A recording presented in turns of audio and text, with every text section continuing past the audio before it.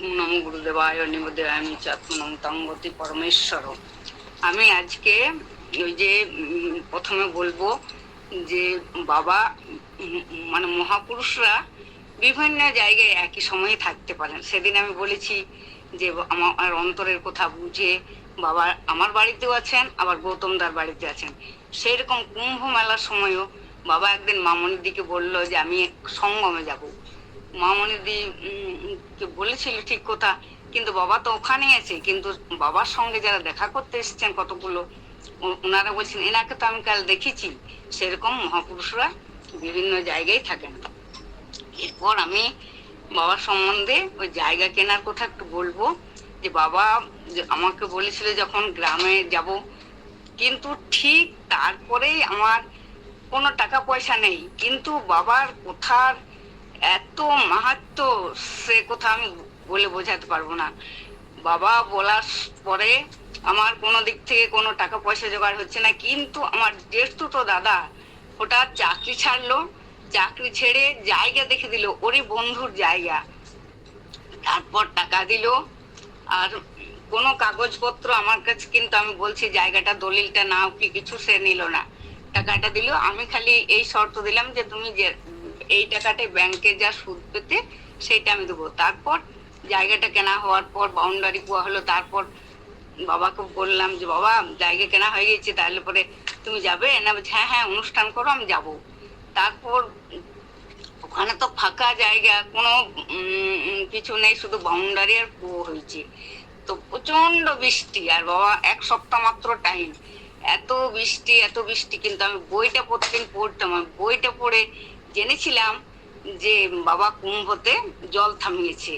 এই কথাটা আমার মাথায় ছিল। আমি তখন ভবানীপুর চলে গেলাম আমার ভাইজির বাড়িতে। ওখানে গিয়ে বাবাকে বললাম বাবা কিন্তু ফাঁকা জায়গাতে অনুষ্ঠান, তো আমি খুব অসুবিধায় পড়ে যাব, তোমাকে জল থামাতে হবে কুম্ভতে যেমন ভাবে থামিয়েছিলে। সে গেল। তারপর জল বাবা এলো, একটু বৃষ্টি হয়নি, এত রৌদ্র, শীতকাল ছিল, রোদ না দিলেও অসুবিধা হতো। তারপরে এত বাবাকে একটা জিজ্ঞেস করছে ওখানে যে বাবা কত লোকের আমি আয়োজন করব? আমাদের ওখানে অনেকগুলো গ্রাম থেকে লোক আসবে, 4-5 থেকে আরো বেশি হবে। এখন দেখছি প্রায় 10-12টা আরো বেশি গ্রামের লোক। আমি মানে কালকে ভাবছিলাম। তো বাবা বলছি বলছে, আমি বলছি আমি 500 লোকের আয়োজন করব। বাবা হাসতে হাসতে বলছে তুমি অতগুলো লোকের নিমন্ত্রণ বলেছো, তাহলে পরে আমি কি করে জানবো তুমি কত লোকের আয়োজন করবে? তুমি নিজের ইচ্ছাতে করবে। তারপরে একটু পরে নন্দাদিকে বাবা বলছে যা মাকে বলো ওই 500 লোকেরই যেন আয়োজন করে।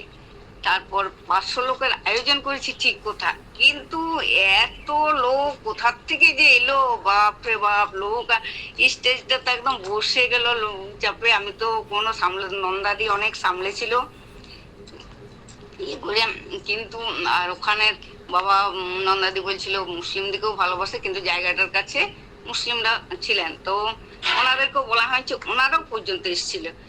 তারপর ওই যে 500 লোকের আয়োজনে এত সবাই আশ্চর্য হয়েছে ওই গ্রামের, কিন্তু ওই গ্রামে বাবা কার নিয়ে যেতে পারলাম না। আমি বাবা কোথা দিয়েছিল যাব। তো প্রায় 3000 লোক, কিন্তু সবাই খিচুড়ি খেলো, এবং চেয়ার টেবিল করেছিলাম, চেয়ার টেবিল পাতার জায়গা ছিল না। এত ভিড়ে বাবা খেতে পেল না। বাবার প্রসাদ দিয়ে দেওয়া হলো বুধাতে। ওখানে গিয়ে বাবা মামনিদি, সঞ্জয় দা, ওরা সব বুধাতে এসে, আসানসোলের বুধাতে এসে ওরা খেলো। তারপরে অনেক লোক আবার ঘুরে চলেও গেল। কিন্তু সবাই এখনো পর্যন্ত বলে যে এত খিচুড়ি কোথার থেকে আসছে, বাবার এইটাই হলো লীলা। আর আরেকটা আমি বলবো যে আমাদের গুরুদেব সম্বন্ধে। গুরুদেব আমার আগের কুলো গুরুদেব ছিলেন নাড়গোপাল অধিকারী। সে দেহ রেখেছেন 2011-তে 1 মে রবিবার। কিন্তু উনি যেদিন দেহ রাখবেন, আমি ভোরবেলায় উনি আমাকে বলছেন 3টের সময় যে আমি আজকে চলে যাব। আমাকে বৌমা বলতো চলে যাব। তো আমার আজ মৃত্যুর দিন। আমি তখন অত সে সম্বন্ধে আমার জ্ঞান ছিল না। তবু আমি ছোট ছেলেকে বললাম, ও তখন রাজ কলেজে পড়তো, বললাম দেখ আমি এরকম দেখলাম, গুরুদেব একদম স্বয়ং এসে বললো, কিন্তু চল আমি তাহলে ওকে দেখে আসি।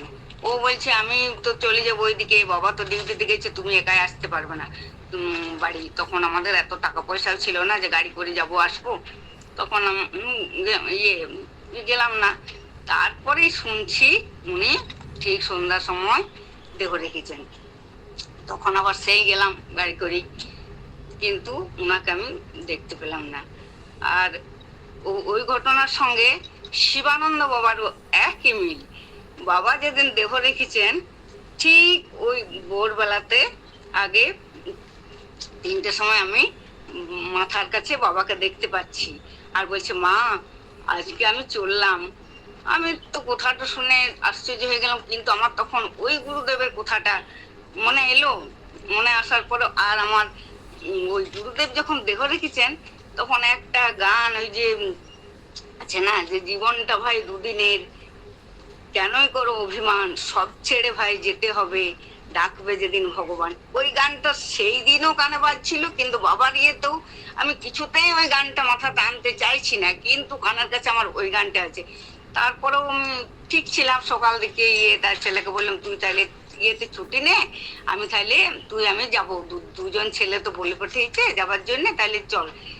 তারপরে আমি তো সৎসঙ্গে কিছু বলতে পারলাম না। আমি চৈতালিকে জিজ্ঞেস করলাম, চৈতালি তাহলে ফাল্গুনি গেছে তো, তাহলে আমার ছেলে যাব বলছে আর আমিও যাব, তাহলে বাবা কেমন আছে? তো চৈতালি বললো বাবা আজকে খুবই ভালো আছে।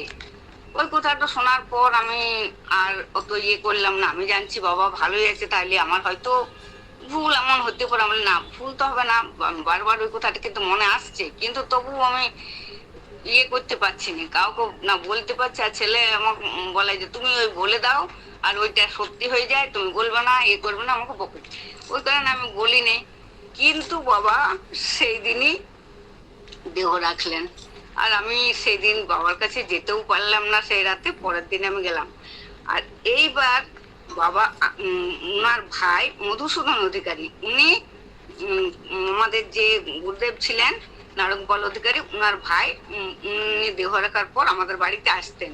উনি বাবার প্রচন্ড ভক্ত ছিলেন, প্রচন্ড ভক্ত। উনি বাবাকে দেখেননি, তার আগে আমাদের বাড়িতে এসেছিলেন। তো বাবার বই ওকে আমি দিয়েছিলাম।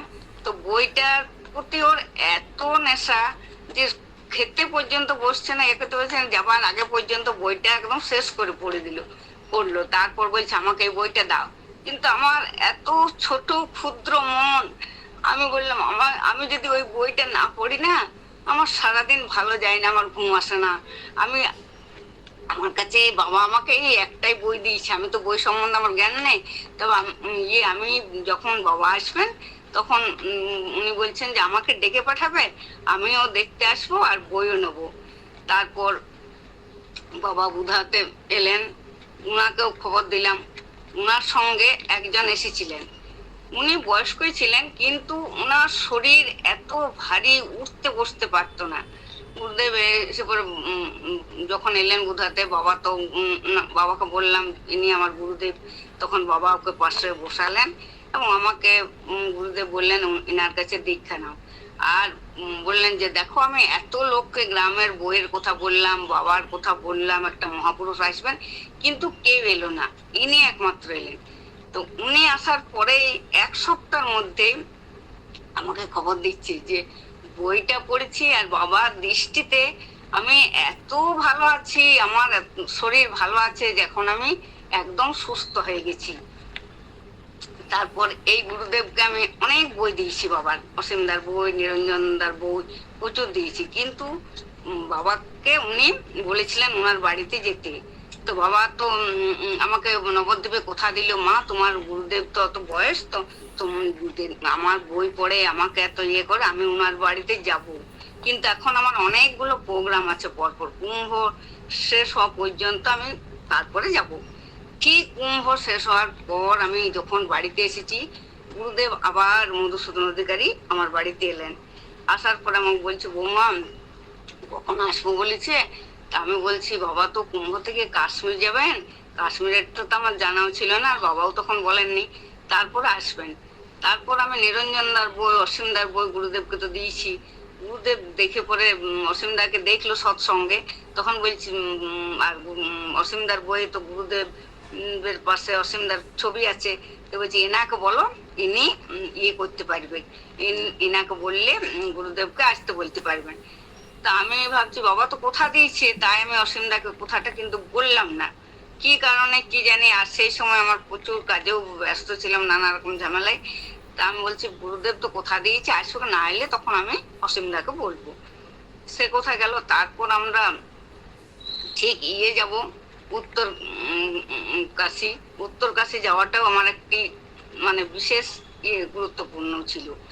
বাবা আমাকে উত্তর কাশী আমার বাবার সঙ্গে যাওয়ার আমার খুব ইচ্ছা ছিল। যখন দেখলাম যে আমার নাতনির অন্নপ্রাশন, ছোট ছেলে আসবেন, আমি ছেলেকে বারণ করছি তুই আসিস না, আর অন্নপ্রাশন আশ্রমে হবে, ওরা যা ইচ্ছা করবে, আমি কিন্তু এখানে যাব। এভাবে আমি কাঁদছি। তারপর নবদ্বীপে তন্দ্রা দিকে দিয়ে আমাকে ডেকে পাঠালো। বাবা বলছে কি মা এখানে এসো, শোনো।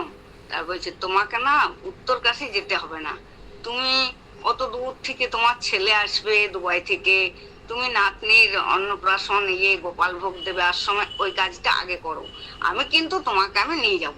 এটা বলার পর মামনিদি মামনিদি বলছে যে ইয়া দেখো তোমাকে বাবা যেতে নিয়ে যাব বললো, তো এইবার বাবার মাথায় টেনশন ঢুকে গেল, যতক্ষণ না তোমাকে নিয়ে যায়।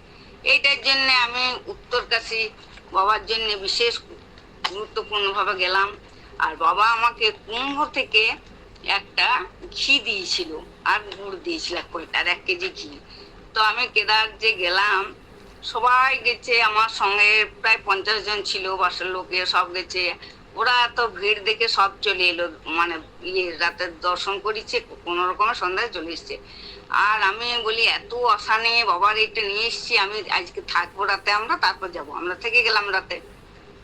তারপর এত ভিড়, আমি তো খুব কাঁদছি, তাহলে তো আমার আজও হবে না। আবার বলছে ধস নামবে, সবাইকে যেতে বলছে এখান থেকে। তখন আমি একজনকে জিজ্ঞেস করলাম যে ভিআইপি গেট কোথায় আছে, আমি টাকা দিয়ে ওখানে ঢুকে করবো। তারপর যাচ্ছি, সবাই বলছে সামনে যাও, সামনে যাচ্ছি সামনে। তারপর একজন বলছেন দিদি তুমি কাঁদছো কেন, কোথায় যাবে? আমি বলছি আমি ভিআইপি গেটে পয়সা দিয়ে ঢুকবো, কিন্তু তাছাড়া আমার কেদার দর্শন হবে না। উনি বলছেন আজ তো ওই ভিআইপি গেট বন্ধ আছে, তুমি এক কাজ করো, তুমি আমার পাশে দাঁড়াও, তার আমার সঙ্গে সঙ্গে ঢুকে যাবে। তারপর কয়েকটা ছেলে বলছে তুমি কেন এখানে এসেছো কি, তখন ওর পাশে ওর কে ছিল ওর সাথে, উনি বলছেন যে উনি আমার লোক, এটা বললো। তখন আর কেউ কিছু বললো না। তারপর ছেলেকেও ফোন লাগিয়ে দিল উনি, যে এইখানে তোমার মা আছে। তারপর আমি এত সুন্দর ভাবে বাবা ঘি মধু কে মাখালাম, পুজো দিলাম, সে ভালো হলো। তারপর আসছি, যখন আসার পথে ভীষণ ধস, একদম রাস্তা জলে জলে জলাময়, কোনো ছেলে সবাইকে কিছু না কিছু ব্যবস্থা করে পাঠিয়ে দিল, আর ছেলে লাস্টে হেঁটে হেঁটে আসছে। এমন জল আর অন্ধকার, ও তো রাস্তায় কিচ্ছু দেখতে পাচ্ছে না কোনো দিকে কিছু। হঠাৎ একজন বড় টর্চ নিয়ে তার সামনে এলেন। তারপর ওকে টর্চ দেখিয়ে দিলেন আর আমাদেরকে ফোন লাগিয়ে দিল।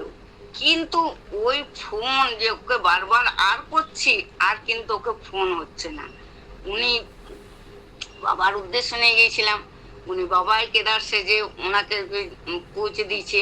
আর উনিও বলছে, ছেলে বলছে যে তুমি কে দেখতে পাচ্ছি না, ও বলছে আমিও তো তোমাকে দেখতে পাচ্ছি না, তোমার তো যাওয়া নেই কাজ, তোমাকে আমি পৌঁছালেই হলো। তো এইভাবে পৌঁছে দিল। তারপর আসার পরে গৌতম রায় ফোন করছে, কাকিমণি তোমরা তো কেদারে গেছো, তো তাহলে কেদার তো হয়েছে ধস, তাহলে তোমরা ঠিক আছো? আমি হ্যাঁ আমরা ঠিক আছি, কিন্তু আমাদের পরেই ওই দুর্যোগটা হয়েছে, অনেক লোক মারা গেছে এনেছি, কিন্তু আমরা ভালো আছি। এইবার আমি মধুসূদন অধিকারী নিয়ে বলবো একটা কথা।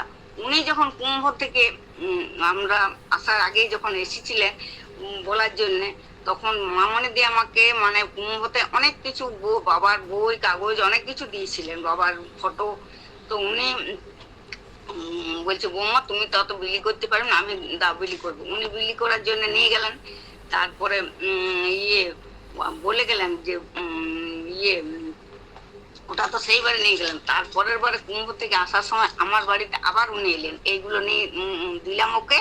আর উনি আমাকে তখন শিবানন্দ বাবা দেহ রেখেছেন, তারপরে উনি এসেছেন আবার এই কিছুদিন আগে, আমার উত্তরকাশী যাওয়ার আগে।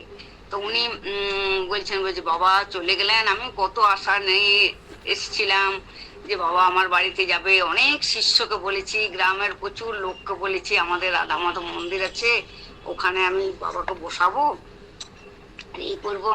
তো বাবা তো চলে গেলেন। কিন্তু বৌমা একটা কথা বারবার বলছি, বাবার বইয়ে যেগুলো লেখা আছে এত সত্যি কথা, এত গুরুত্বপূর্ণ কথা, ওই কথাগুলো সবসময় মনে রাখবে জানো। যেদিন বাবা দেহ রেখেছেন সেদিন বাবার বইয়ে যে জিনিসটা লেখা আছে আমি সেটাই অনুভব করলাম। আমি সন্ধ্যাকাল থেকে কিচ্ছু খাইনি, যেমন চারদিক আমার নিস্তব্ধ হয়ে গেছে। বাড়ির লোক যে আমাকে খেতে ডাকছে রাতে, আমি খাবার খেতে পাচ্ছি না, এত চোখ দিয়ে জল আসছে, এসছে সে হলো। তারপর উনি বাড়ি যাবে তার আগে আমাকে বলছে আমি আমি আর আসতে পারবো না, শিবানন্দ বাবা চলে গেলেন, আমারও তোমাদের বাড়ি এই লাস্ট আসা। তো আমি বলছি কি যে উনারা দুজন গেছেন, তো আমি এইভাবে উনাদেরকে দেখেছি।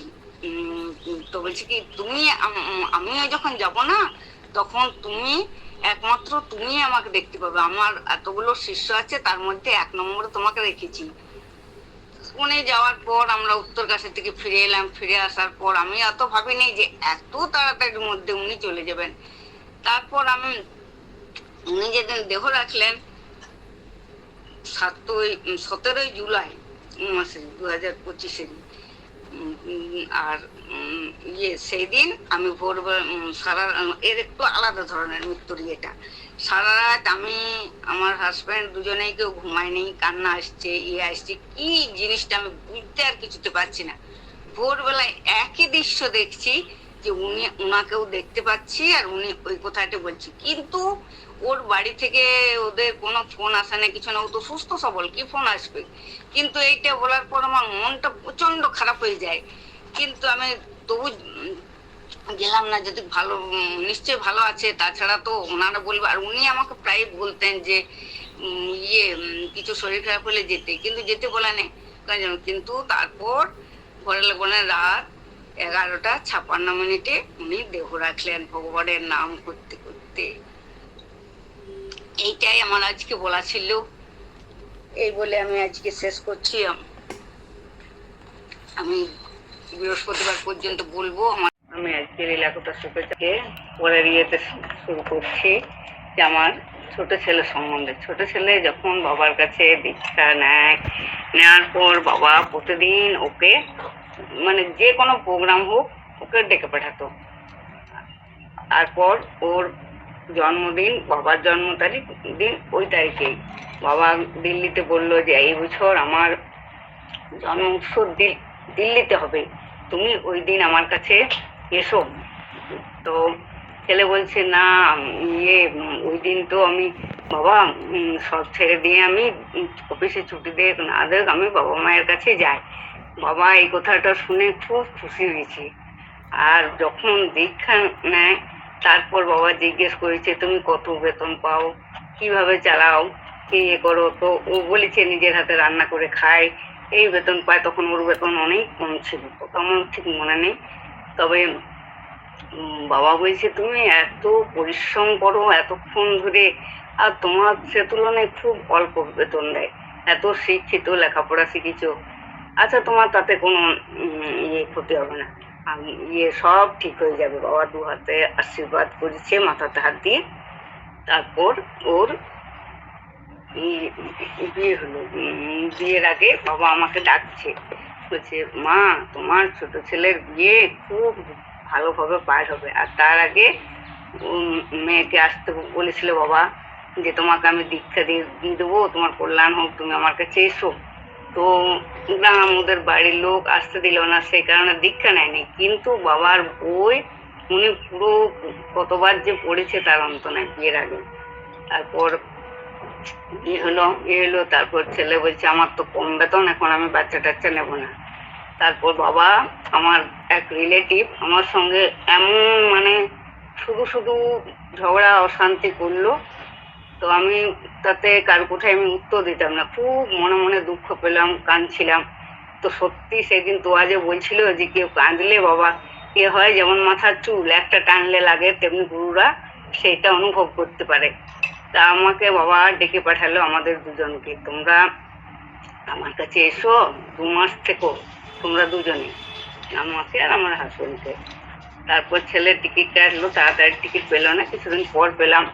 পাওয়ার পরে আমরা দিল্লি যাব ঠিক করেছি। তখন বাবার হরিদ্বারে যাওয়ার সময়, কিন্তু হরিদ্বার বাবা ইয়ে যাবেন সেই কারণে আমাদেরকে এখন আসতে বারণ করছে, সেটা আমরা বুঝতে পারছি না, আমরা জানিও না। তখন আমি খুব কাঁদছি আবার। তখন বাবা গোড়াইদাকে দিয়ে ফোন করে করাইলো যে তোমরা এসো এখানে। আর অসীমদাও বলতে তারপর বলেছিল ফোন করে যে বাবা আসতে বলছি। তারপর যাওয়ার পর বাবা বলছে যে তোমরা ইয়ে করো, মমনিদি বলছে হরিদ্বারের টিকিট কাটো।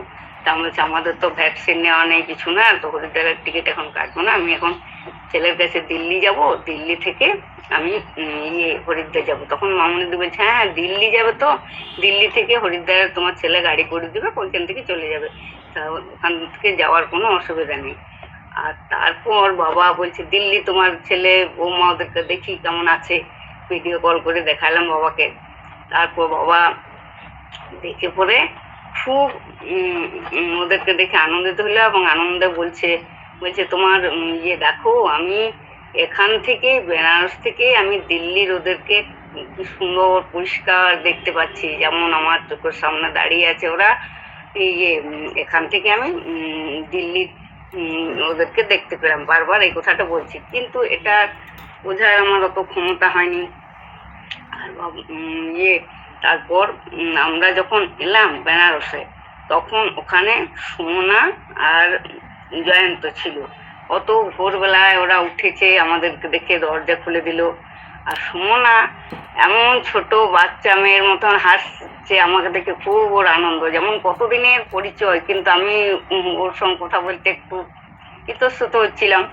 ও আমি গেছি তখন থেকেই করছে আমি গঙ্গা স্নানের সঙ্গী পেয়ে গেছি, আমি গঙ্গা স্নান যাবো, করবো, এরকম করতে লাগলো। তারপর ওকে গঙ্গা স্নানে নিয়ে গেলাম। নিয়ে যাওয়ার পরে রাতের বেলাতে আমি ভাবছি ওকে আমার কাছে সবাই আলাদা বিছানা পেতেছি, ও একটা মাদুর পেতেছে, ও এই মাদুরে একই সঙ্গে আমরা দুজনে শোবো।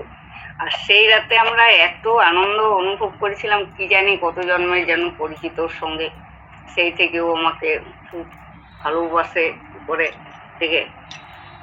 তারপর ওরা সুমনারা যখন চলে গেল, তারপর বাবা দিল্লির ওই কথাটা বললো যেখান থেকে অনুভব করছি। সেই রাতে আমি কি করলাম, সুমনাকে ওরা মানে বাচ্চা যেমন গোপাল ঝমঝম করে সারা ঘুরে বেড়ায়, ওরকম একটা বাচ্চা ছেলে সঙ্গে খালি ঘুরে বেড়াতে দেখছি।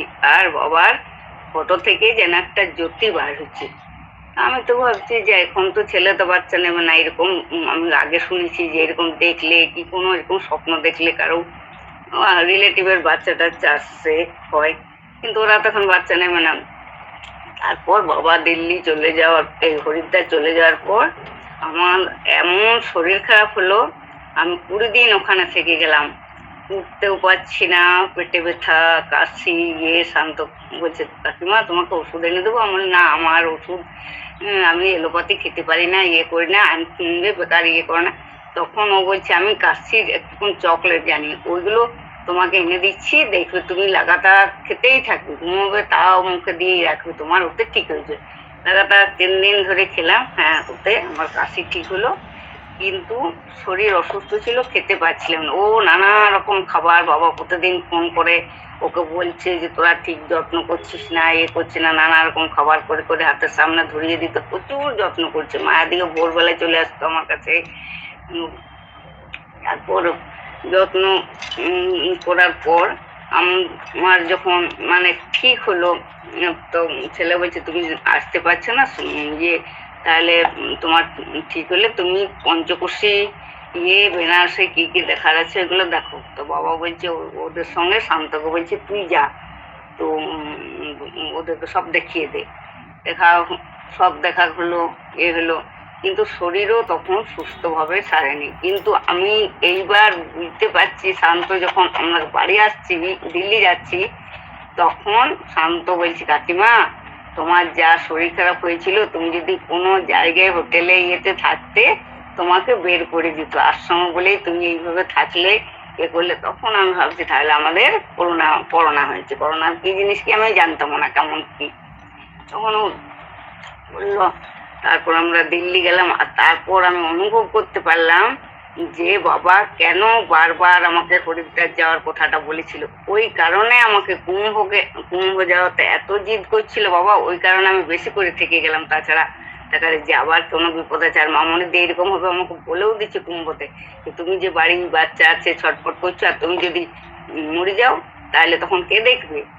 তুমি যে যেতে চাইছো, বাবা এত জিদ করছি, আমি এতবার করে বলছি, বৌমাকে ফোন করছি। তারপর তখন আমরা ওখানে থেকে গেলাম। তারপর কুম্ভতে তো এই কারণে থেকেছি। আর দিল্লি তারপর ঠিক হওয়ার পর গেলাম। তারপর দিল্লি যাওয়ার পরেও তখন কিছু শুনিনি, ওরাও কিছু জানে না, মানে ফ্ল্যাট নিচে আলাদা করেছে, ছোটাছুটি করার জন্য হয়তো শরীর খারাপ হতে পারে। তখন একদিন ভোরবেলায় উঠে ছেলে বৌমা আমাদেরকে প্রণাম করছে, মানে এত ভোরে তোরা জেগে গেছিস কি জন্য, যে ভালো খবর আছে একটা, ওই কারণে তখন বৌমার পেটে বাচ্চা এসেছে। আমি বলি, বাবা তো আমাকে এই কথাটা বলেছিল যে ভালো খবর পাবে, কিন্তু আমি তো জানছি তোরা এখন বাচ্চা নেবিনি। তো তারপর বাবাকে ফোন করে জানানো হলো। বাবা খুব আনন্দ।